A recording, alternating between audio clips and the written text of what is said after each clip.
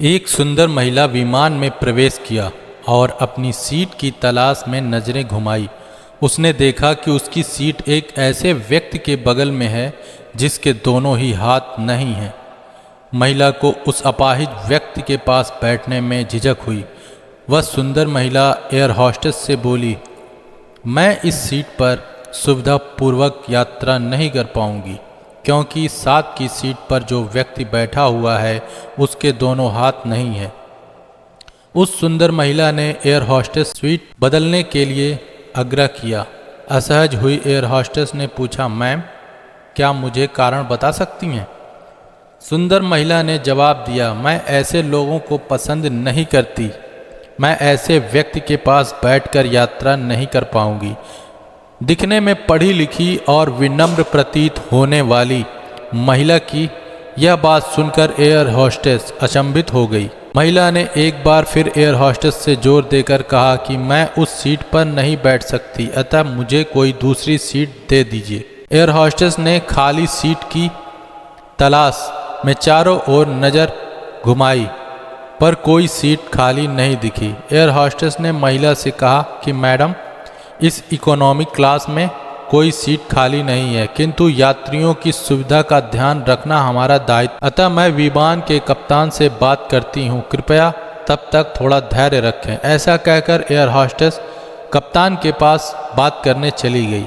कुछ समय बाद लौटने के बाद उसने महिला को बताया, मैडम आपको जो असुविधा हुई उसके लिए बहुत खेद है।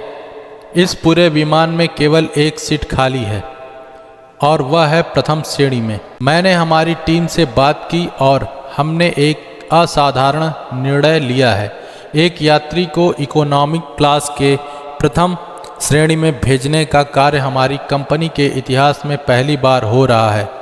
सुंदर महिला अत्यंत प्रसन्न हो गई, किंतु इसके पहले कि वह अपनी प्रतिक्रिया व्यक्त करती और एक शब्द भी बोल पाती, एयर होस्टेस उस अपाहिज और दोनों हाथ विहीन व्यक्ति को विनम्रतापूर्वक उनसे पूछा, सर क्या आप प्रथम श्रेणी में जा सकेंगे? क्योंकि हम नहीं चाहते कि आप एक अशिष्ट यात्री के साथ यात्रा करके परेशान हो। यह बात सुनकर सभी यात्रियों ने ताली बजाकर इस निर्णय का स्वागत किया। वह अति सुंदर दिखने वाली महिला तो अब शर्म से नजरें ही नहीं उठा पा रही थी।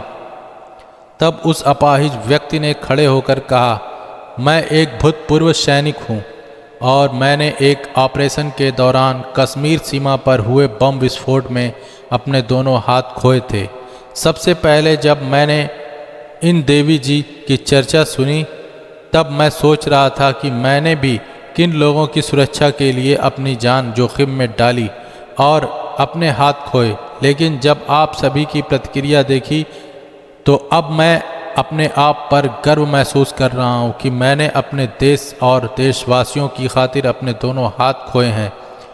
और इतना कहकर वह प्रथम श्रेणी में चला गया। सुंदर महिला पूरी तरह से शर्मिंदा होकर सर झुकाए सीट पर बैठ गई। अगर विचारों में उदारता नहीं है तो ऐसी सुंदरता का कोई मूल्य नहीं। तो दोस्तों, वीडियो अगर आपको पसंद आई तो चैनल को सब्सक्राइब कीजिए और वीडियो को लाइक कीजिए। मिलते हैं अगली वीडियो में, तब तक के लिए धन्यवाद।